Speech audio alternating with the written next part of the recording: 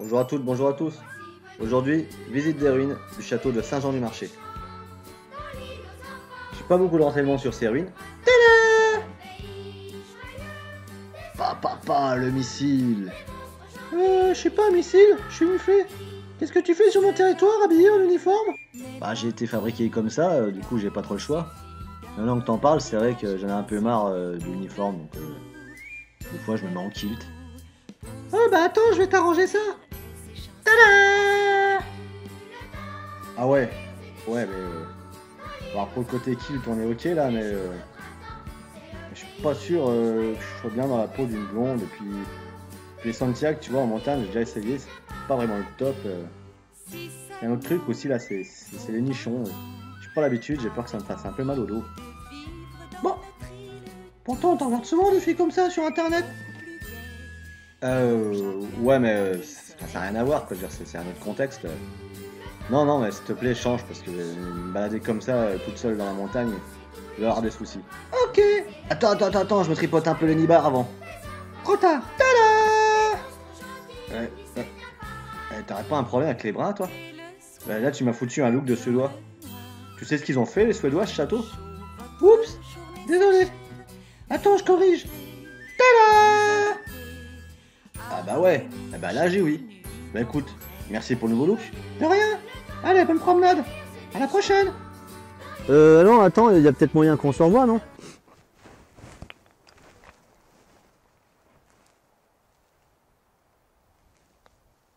On enchaîne?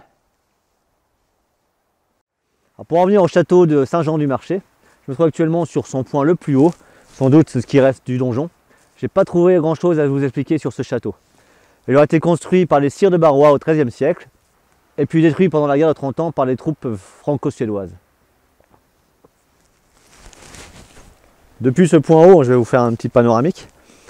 Alors je me trouvais là où se trouve le chien, hein, donc apparemment donc une tour carrée, assez épaisse. J'ai pas trouvé de plan du château non plus, alors je ne sais pas si c'était une tour au centre du château ou équipée d'un mur bouclier. J'opterais plutôt pour une tour centrale avec un logis peut-être lui étant attenant. Alors, dans le sens là-bas, on va trouver une basse-cour, hein, ce qui reste une basse-cour. Alors là, aujourd'hui, c'est plus qu'une petite plateforme. Puis derrière moi, une haute cour. C'est ce qui me laisse déduire qu'on pouvait trouver le logis tout près du donjon. Et ensuite la haute cour. Mais une fois de plus, c'est sous réserve. J'ai pas trouvé assez de documentation. Alors si vous, de votre côté, vous pouvez m'instruire sur ce château, ça m'intéresserait. Alors je vais faire très attention en m'approchant. On peut voir voilà, une crevasse là, dans la roche.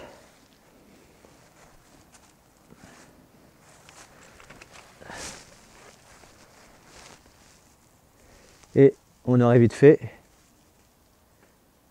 de s'y casser la figure. On la reverra depuis le bas cette crevasse, ce sera plus parlant. Alors ça, cette crevasse, on se trouve sur les hauteurs du château. Peut-être que c'était à cet endroit-là que se trouvait le logis. On a une zone là indiquée porte-voix. Et on va aller voir ça de plus près. Juste derrière moi, on peut voir ce qui reste d'un arc-boutant, hein, encore en parfait état. Alors c'est difficile de vous dire à quel type de pièce ça correspondait. J'ai pu en faisant quelques recherches sur le net, c'est difficile, mais voir que ce château est équipé d'une chapelle. S'il s'agit des vestiges de la chapelle ou du logis du seigneur, je n'en ai aucune idée. Quand on visite ce château, il y a un chemin qui en fait le tour, qui nous permet de passer sur le château et puis par la suite sous le château. Et ce passage sous le château nous permet de voir un autre aspect de ces ruines. Alors, il y a eu de la restauration, hein, on voit les pierres ont été remontées. Et hop, voilà. Là c'est déjà beaucoup plus joli. On a le sentiment d'un château en partie troglodyte. À savoir que ces constructions auraient été intégrées dans la roche déjà existante.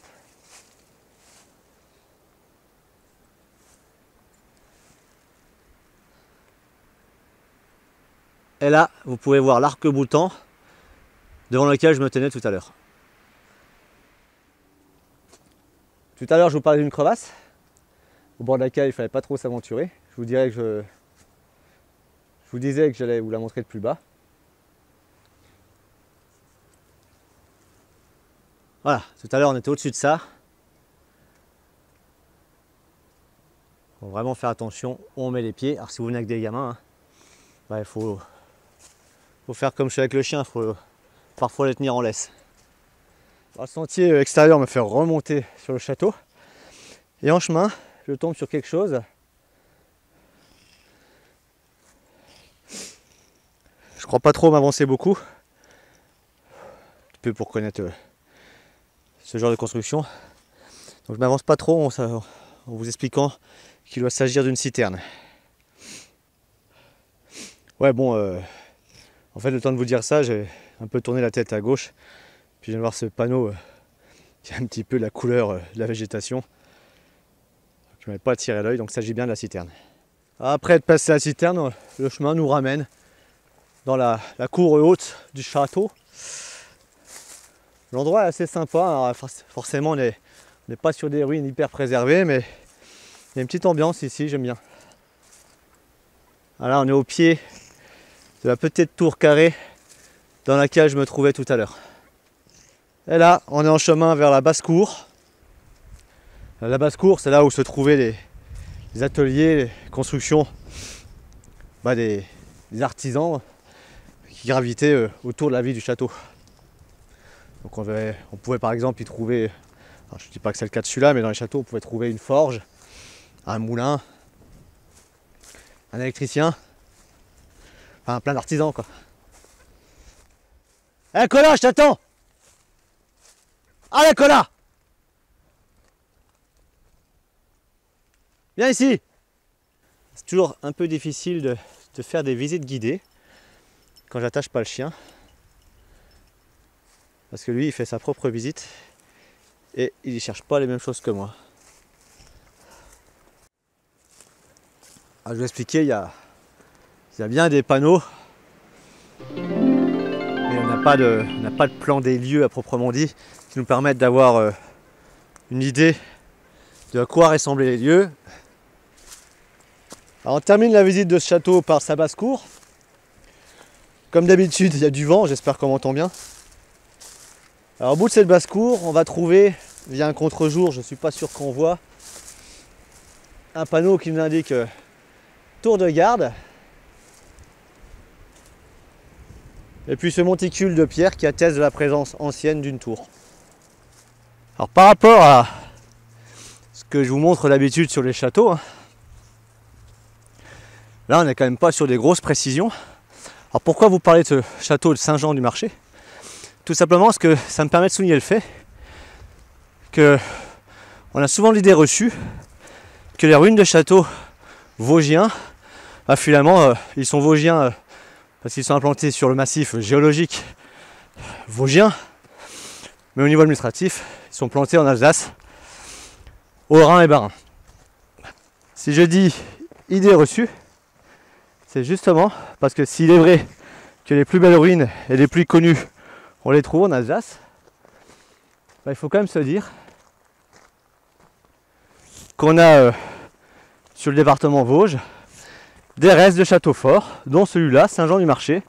Mais vous pouvez aussi vous renseigner un petit peu. Vous verrez que déjà Épinal, la capitale des Vosges, possède son ancien château fort qui a fait l'objet de fouilles et puis de rénovation. On va en trouver un assez connu, parce qu'on y trouve une fête médiévale tous les ans depuis plusieurs années, c'est celui de Châtel-sur-Moselle.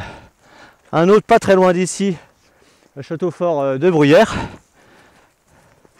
Et puis, par exemple aussi au-dessus de Raon-l'Étape, le château de Beauregard. Donc on va trouver peut-être pas des ruines aussi belles qu'en Alsace, mais on va trouver des emplacements où se trouvaient des châteaux forts sur les Vosges administratifs. Ces précisions, ça permet un petit peu de répondre à ceux qui pensent que les Vosges n'ont pas de passé médiéval, comme si l'histoire des Vosges avait débuté avec la révolution industrielle et l'essor du textile. En fait non, l'implantation humaine économique et militaire sur le département 88 est quand même nettement plus ancienne que l'histoire du coton et du textile. Ah, c'est vrai ça! Après la visite du château, je fais une petite promenade dans le secteur. Rien de particulier, il y a un endroit sur la carte marqué les roches des Fées. Je pense que c'est un ensemble de roches où je me trouve, mais il n'y a pas de pancarte particulière.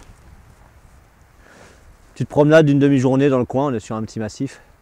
Aujourd'hui il fait beau, c'était l'occasion d'en profiter. J'ai suivi un chemin forestier en direction de l'ouest. Et puis là je suis monté donc sur la crête de ce petit massif qu'est le mont Saint-Jean. Et je vais revenir au château en suivant la crête à travers la forêt, en marchant vers l'est. Alors je vous dis ça parce que pour ceux qui seraient intéressés pour une promenade dans le coin, il ne faudra pas compter sur le balisage du club vosgien. Ici, il n'existe pas.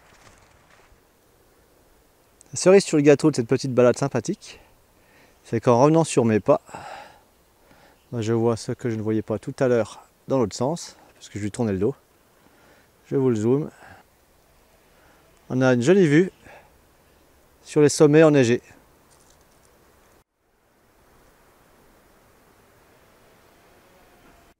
On va se rentrer, il fait un peu frais malgré le soleil. On est sur le 5 degrés, donc on supporte le fait d'être en pull. Surtout qu'il y a un petit vent du nord là qui ne ménage pas. Cette vidéo est terminée. Je vous remercie toutes et tous d'avoir regardé et je vous dis à une prochaine. Cola, allez viens, on y va. Viens.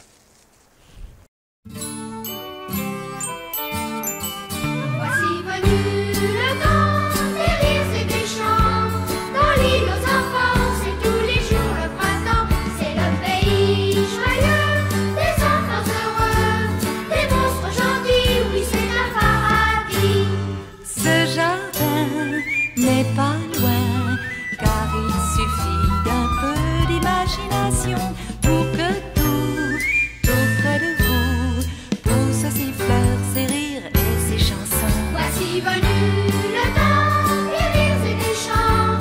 Dans l'île aux enfants, c'est tous les jours le printemps. C'est le pays joyeux, des enfants heureux, des monstres gentils, oui c'est un paradis. Si seulement vos parents avaient envie de vivre dans notre île, tout serait beaucoup plus gai et pour chacun la vie serait plus facile. Voici venu le temps des rires et des chants. Dans l'île aux enfants, c'est tous les jours le printemps. C'est le pays joyeux, des enfants heureux, des monstres gentils, oui c'est un paradis. Et le soir, dans le noir, quand bien au chaud votre journée s'achève, vous pouvez nous inviter à revenir chaque nuit dans vos rêves. Voici venu le temps